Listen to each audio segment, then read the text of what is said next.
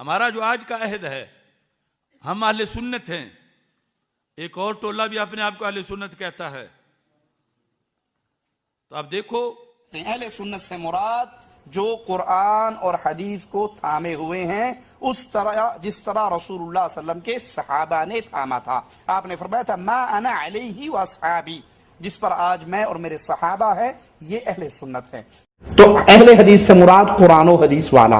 اہل سنت اس کا مطلب بھی یہی ہے کہ محمد رسول اللہ صلی اللہ علیہ وسلم کی سنت کو پکڑنے والا اور سنت پہ عمل کرنے والا، اس کو اہل سنت کہتے ہیں. یہ دونوں مترادف لفظ ہیں. اب اہل حدیث اور اہل سنت ہے کون؟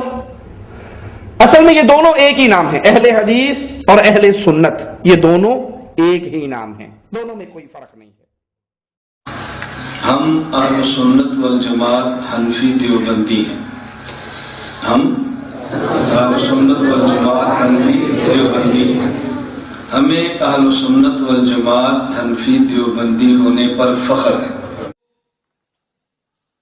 ہمارے ہوتے ہوئے جس کے پاس اہل سنت کے ڈاکومنٹس ہوں ہی نہ، اور وہ رجسٹرڈ اہل سنت ہو جائے اور وہ مشہور اہل سنت ہو جائے اور نسلوں میں آگے نام ہی اہل سنت ان پر ہی بولا جائے، تو پھر مستقبل میں کتنا بڑا خسارہ ہوگا.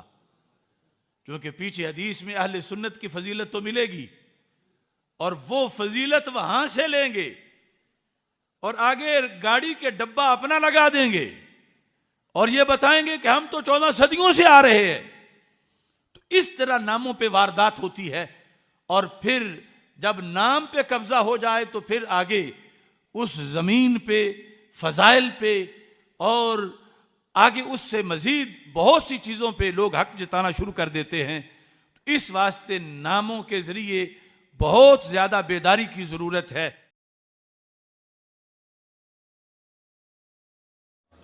اہل سنت و جماعت جو ہمارا عقیدہ ہے، اس کے لحاظ سے اس چیز کو ذہن میں رکھیے. اہل سنت ایک شجرہ طیبہ ہے.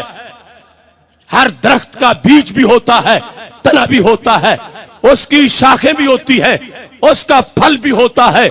آج جو لوگ اپنے آپ کو اہل سنت کہلوانا چاہتے ہیں، ہم پوچھتے ہیں چیک کراؤ تمہارا بیج کہاں سے آیا، تمہارا پھول کیسے بنا، تجھ پہ پھل کون سا پکا. ہمارا اہل سنت کا مکی مدنی بیج ہے. پھل کیسا ہے؟ میں ان کیکروں کو دعوت دیتا ہوں، دکھاؤ اپنے درخت پہ کہیں داتا صاحب جیسا کوئی پھل پکا ہو، کہیں بابا فرید جیسا کوئی پھل پکا ہو، کہیں حضرت سلطان باہو جیسا کوئی پھل پکا ہو. جب تمہارے درخت پر کوئی ایسا پھل موجود نہیں تو یاد رکھو کیکروں کو اہل سنت نہیں کہا جاتا، خوشبودار پھل والے درخت کو اہل سنت کہا جاتا ہے. اس لیے اہل سنت و جماعت وہ مقدس عقیدہ ہے، وہ روشن سلسلہ ہے جس کی ایک جانب دربار رسالت سے ملی ہوئی ہے اور دوسری جانب حضرت امام احمد رضا بریلوی سے ملی ہوئی ہے. ہر دور میں، ہر صدی کے اندر ہم اپنے امام گنوا سکتے ہیں. ہر دور میں ہمارے امام مؤذن موجود تھے. میں پوچھتا ہوں بتاؤ تو صحیح، جب رائے راجو کے سر پہ داتا صاحب نے جوتے مارے تھے، تمہارا اس وقت مؤذن کون تھا؟ اس وقت تمہارا توحید کا اذان دینے والا کون تھا؟ جس وقت مجدد الفسانی ٹکرائے تھے اکبر کی نام نہاد روشن خیالی سے، تمہارا اس وقت مؤذن کون تھا؟ اس واسطے میں تو برملا کہتا ہوں، کس نے کفر کے تالے توڑے، کس نے دل چمکائے تھے، کس نے گھر میں سورج پالے، کس نے چاند اگائے تھے، کس نے رات کو تارے بانٹے، کس نے گل برسائے تھے، تخم مدینہ بو کے کس نے ہند کے باغ جگائے تھے، جس نے ہند کے باغ جگائے یاد رہے وہ سنی تھا، جس نے غاصب مار بھگائے یاد رہے وہ سنی تھا، جس نے علم کے دیپ جلائے یاد رہے وہ سنی تھا، جس نے کفر کے عشق کے جام پلائے، جس نے عشق کے جام پلائے یاد رہے وہ سنی تھا، جس نے کفر کے تالے توڑے یاد رہے وہ سنی تھا، جس نے رب سے رشتے جوڑے یاد رہے وہ سنی تھا۔ آج خوارج اپنے آپ کو سنی قرار دے رہے ہیں۔ صرف ایک حوالہ پیش کر رہا ہوں، الکامل کے اندر ابن الاسیر جزری نے اس کو سند سے روایت کیا، جلد نمبر 3 ہے۔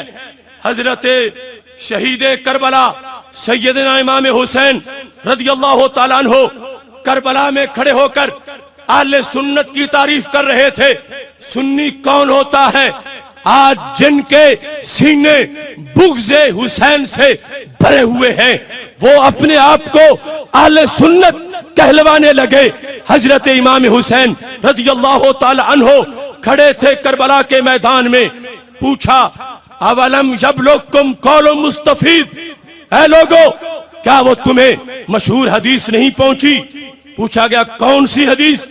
کہ قال رسول اللہ صلی اللہ علیہ وسلم لی والی اخی، میرے لیے اور میرے بھائی حسن رضی اللہ تعالیٰ عنہ کے لیے سرکار نے ایک جملہ بولا تھا، اے کوفہ والو کیا تمہیں وہ حدیث یاد نہیں ہے؟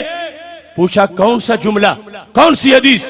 تو حضرت امام حسین نے کہا میرے لیے اور میرے بھائی امام حسن رضی اللہ تعالیٰ عنہ کے لیے سید المرسلین حضرت محمد مصطفیٰ صلی اللہ علیہ وسلم نے یہ ارشاد فرمایا تھا، انتما سیدہ شباب اہل الجنہ وقرۃ عین اہل السنہ، اے حسن حسین تم جنتی جوانوں کے سردار بھی ہو اور سنیوں کی آنکھ کی ٹھنڈک بھی ہو۔